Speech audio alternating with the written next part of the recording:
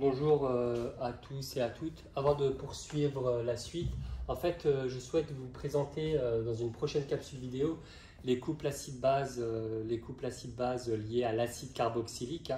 Les couples acide-base liés à l'acide carboxylique et liés aux amines. Mais avant cela, il faudrait faire une petite parenthèse sur les schémas de Lewis. Normalement vu en première et étudié correctement en première. Donc une petite parenthèse sur les schémas de Lewis. Alors j'irai assez rapidement. Il faut apprendre à établir le schéma de Lewis d'atomes, mais il faut aussi apprendre à établir le schéma de Lewis de molécules à partir de la seule donnée des numéros atomiques Z qu'on peut retrouver au niveau de la classification périodique des éléments. Là, dans cette présentation, les numéros atomiques des différents atomes sont donnés. Comment faire pour trouver le schéma de Lewis de ces différents atomes? Alors, c'est très simple. Par exemple, pour l'atome d'oxygène, le numéro atomique est 8. On écrit la configuration électronique. 1s2, 2s2, 2p. Alors, 1, 2, 3, 4, il en manque 4. On s'intéresse à la couche externe. Donc avec le numéro 2 ici, c'est le numéro le plus grand, donc la couche externe qui contient ces deux sous-couches-là, contient combien d'électrons donc au total? 2 plus 4, ça fait 6 électrons. On dessine l'atome d'oxygène avec 4 petites cases quantiques autour. Et puis, on place les 6 électrons de la couche de valence, les 6 électrons de la couche externe de la couche de valence, dans ces cases-là, sachant qu'il faut occuper un maximum de cases. Et il n'y a pas le droit d'y en avoir plus que 2 dans une case. La seule solution possible, c'est d'abord de placer un électron dans chacune des cases pour occuper le maximum des cases. Il en reste 2 à placer. On peut les mettre où l'on souhaite, par exemple un électron ici et un autre là. On aurait pu les placer dans d'autres cases à partir du moment où il n'y a pas plus que 2 électrons. Et ainsi, le schéma de Lewis de l'atome d'oxygène. Alors, lorsqu'il y a 2 électrons dans une même case quantique, c'est un doublet non liant. Donc, voici un doublet non liant, un autre doublet non liant. Et puis, 2 électrons célibataires. Faisons de même pour l'atome suivant. L'atome de carbone qui a pour numéro atomique 6. Alors, 1s2, 2s2, 1, 2, 3, 4, 2p2. La couche de valence, ou couche externe, qui contient cette fois-ci 4 électrons. 4 électrons à placer dans des cases quantiques, 4 toujours. Donc 4 électrons à placer dans 4 cases quantiques. Occuper un maximum de cases dans un premier temps et après ne pas dépasser plus de 2 électrons dans une case. Voici la réponse. L'atome de carbone aura 4 électrons célibataires. Alors, autre atome à connaître, l'atome d'hydrogène. De numéro atomique 1, 1s1. C'est immédiat. L'atome d'hydrogène. Alors, cas particulier pour l'atome d'hydrogène, il ne possède pas 4 cases quantiques parce que l'atome d'hydrogène, lui, respecte la règle du duet. Tous les atomes respectent la règle de l'octet avec 4 cases quantiques, 4 fois 2 égale 8.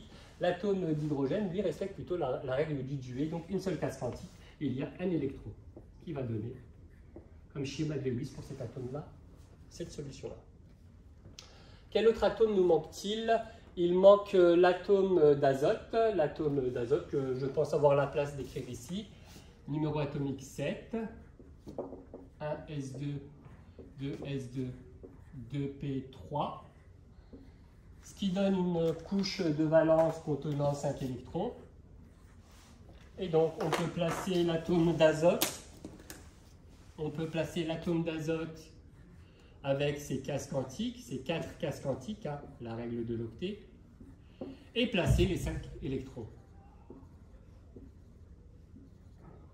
Par exemple, voici une solution. Voici le schéma de Lewis de l'atome d'azote.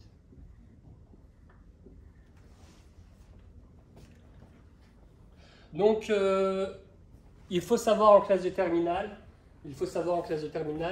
retrouver très rapidement. Il faut apprendre à retrouver en classe de terminale à retrouver très rapidement le schéma de Lewis de ces atomes-là, qui sont des atomes essentiels en chimie, et plus particulièrement en chimie organique. Et je pense qu'il y a quelques élèves aussi qui les connaissent par cœur, hein, qui savent les redémontrer et qui les connaissent par cœur. Je trouve que c'est plutôt une bonne chose en classe de terminale que de connaître par cœur le schéma de Lewis des principaux atomes. Alors je vais effacer le tableau et je vais les réécrire.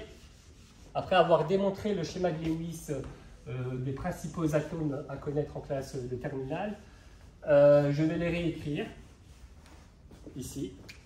Donc schéma de Lewis d'atomes, afin de pouvoir écrire le schéma de Lewis de molécules à partir du schéma de Lewis d'atomes. Donc nous avions vu que pour l'atome d'oxygène, 2 doublés non liants et puis 2 électrons célibataires. Pour l'atome de carbone, 4 électrons célibataires. Pour l'atome d'hydrogène, un seul électron célibataire. Et pour l'atome d'azote, un doublé non liant et 3 électrons célibataires. Alors, on va prendre un exemple. On va prendre un exemple pour écrire un schéma de Lewis. On va prendre l'exemple de l'acide. On va prendre un acide carboxylique. Hein. Les familles, les groupes fonctionnels ont été étudiés en classe de terminale. Je prends l'exemple de l'acide éthanoïque, CH3COOH. Donc voici la formule de l'acide éthanoïque. Acide éthanoïque.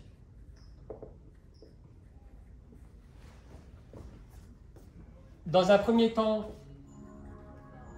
nous allons écrire la formule semi-développée, de l'acide éthanoïque. Alors, l'atome de carbone a le droit d'établir 4 liaisons. Donc, l'atome de carbone, nous avions vu qu'il avait 4 électrons célibataires, donc il a le droit d'établir 1, 2, 3, 4 liaisons. 1, 2, 3. L'atome d'hydrogène, lui, il a le droit d'établir une liaison. Donc là, voici cette liaison. Donc, chacun a associé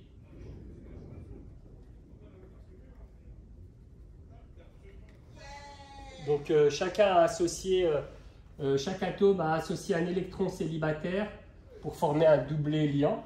Donc c'est la partie CH3. Voici le quatrième électron célibataire de l'atome de carbone qui va être engagé dans une liaison avec ce carbone qui est ici, le carbone du groupe carboxyle. Ça, c'est le groupe carboxyle vu en première, le groupe COOH. Et donc l'atome de carbone a 4 électrons célibataires.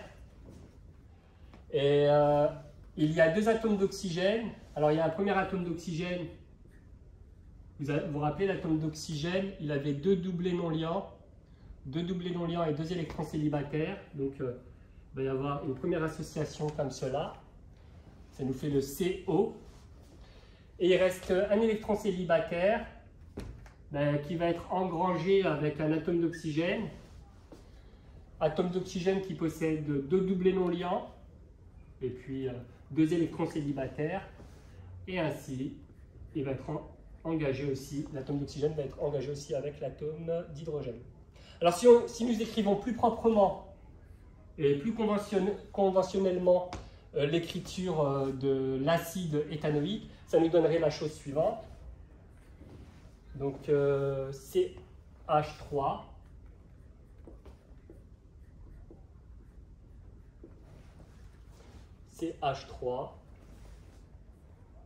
C double liaison O. Ensuite, vous pouvez les orienter, hein, les doublés non liants. Et ici, OH.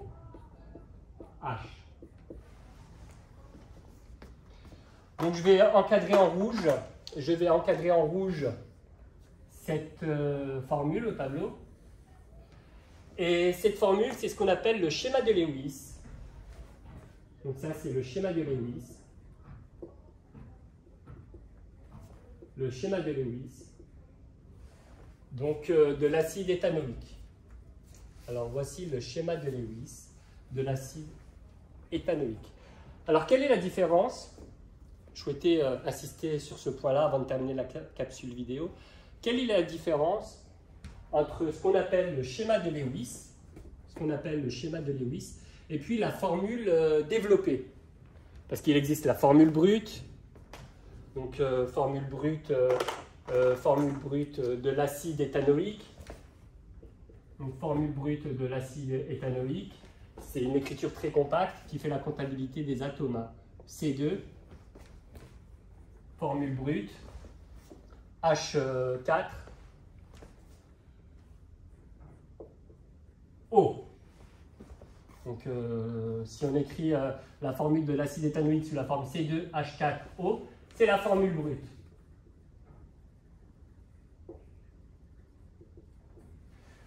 La formule développée, enfin le schéma de Lewis, je viens de vous le dire un instant, il est au tableau. Le schéma de Lewis est au tableau. Alors qu'est-ce que la formule développée?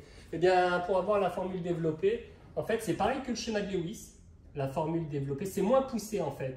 En fait, la formule développée d'une molécule, c'est moins poussé, moins exigeant que le schéma de Lewis. En fait, on prend le schéma de Lewis et on retire les doublés non liants. D'accord? Si on retire tous les doublés non liants, eh bien, ce qu'on a au tableau, si on retire tous les doublés non liants, c'est justement ce qu'on appelle la formule développée. D'accord? Alors, je vais les remettre dans pas très longtemps, les doublés non liants. Mais il existe parfois certains exercices qui vous demandent, à partir de la formule développée d'une molécule, donc là, voici une formule développée, hein, vous voyez au tableau que je suis en train de vous montrer, il s'agit d'une formule développée. Il y a certains exercices qui vous demandent, à partir d'une formule développée, de retrouver le schéma de Lewis. Donc, la formule développée vous est donnée et on vous demande de compléter avec des doublés non liants, pour retrouver le schéma de Lewis. Alors, c'est pas très compliqué si on vous demande ce type d'exercice. Il faut uniquement appliquer la règle de l'octet, ou bien la règle du duet. Car toute entité chimique stable doit forcément vérifier, enfin en tous les cas les atomes appartenant à une entité chimique stable doivent forcément vérifier soit la règle de l'octet, soit la règle du duet. La règle de l'octet veut que chaque atome soit entouré autour de lui de 4 doublés. Alors il faut comptabiliser les doublés liants et les doublés non liants. Donc au total, autour de chaque atome, il doit se trouver 4 doublés en comptabilisant les doublés liants et les doublés non liants. Il y a quelques atomes, comme l'hydrogène, c'est le seul cas, il me semble, en classe de terminale à connaître. L'atome d'hydrogène, lui, doit vérifier la règle du duet, c'est-à-dire qu'autour de lui, il doit y avoir un seul doublé. Alors vérifions par exemple pour cet atome de carbone. Alors cet atome de carbone, si on regarde tout autour dans son environnement, 1, 2, 3, 4, il y a bien 4 doublés. Donc la règle de l'octet est vérifiée pour cet atome de carbone. Vérifions celui-ci. 1, 2, 3, 4, c'est pareil. La règle de l'octet est vérifiée pour cet atome de carbone. Cet atome d'oxygène qui doit vérifier la règle de l'octet. 1, 2. Donc il a uniquement 2 doublés, il s'agit des doublés liants. Il lui faudra rajouter 2 doublés non liants. Donc on rajoute des doublés non liants uniquement. Hein. Donc il faut rajouter 2 doublés non liants. Pour que cet atome d'oxygène vérifie la règle de l'octet. Vérifions pour celui-ci. Vérifions pour cet atome d'oxygène. 1, 2, 2 doublés liants. Donc il va falloir, pour satisfaire la règle de l'octet, compléter avec des doublés non liants afin d'atteindre 4 doublés au total. Donc voici réétabli ou corrigé. On peut corriger aussi des schémas de Lewis de cette manière-là, si on n'est pas sûr d'une formule. Donc voici réétabli donc, le schéma de Lewis donc, de l'acide éthanoïque. Je vous remercie de m'avoir suivi et donc j'espère vous retrouver pour d'autres capsules vidéo. Merci bien.